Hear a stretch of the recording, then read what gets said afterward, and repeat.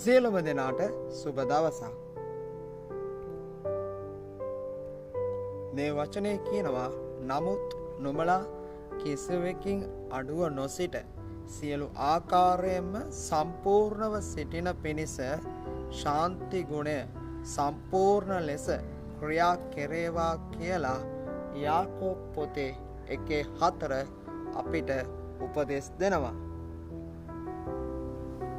අපේ ජීවිතය තුළ ඉවසීම කියන ඒ ගුණාංගය පුද්ගලිකව අපිට වැදගත් දෙයක්.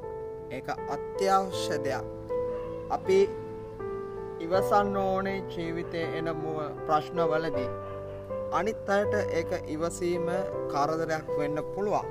නමුත් අපි මතක තියාගන්න අවශ්‍යයි දෙවියන් වහන්සේ අපිව මේ ගෙන යන මාර්ගයේදී අපට එන කරදර පීඩා ප්‍රශ්නවලදී අපගේ හිස කෙලින් තබාගෙන සිටීම ඊටාම වැදගත් දෙයක්ව පවතිනවා. මේ ඉවසීම පැමිණෙන්නේ ශුද්ධාත්මයන්න් වහන්සේගෙන්.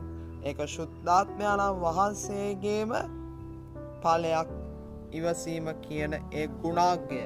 ඉතින් මගේ සෙනෙහවන්ත සහෝදරයා සහෝදරිය, ඔබගේ ජීවිතය තුළ මුහුණ දෙන මොන යම් අභියෝගයකදීවත් දෙවියන් වහන්සේ තබා තිබෙන ඒ මාර්ගයෙන් ඉදිරියට ගමන් කිරීමට ඔබට ආශාවක් තිබෙනවා නම් ඉවසීම වර්ධනය කරගන්න අවශ්‍යයි.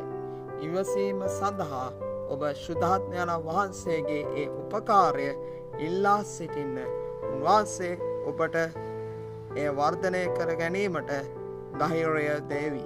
අද දවස ඔබට ජයග්‍රාහී දවසක් වේවා. ඔබ සැමට යේසු පිහිටයි.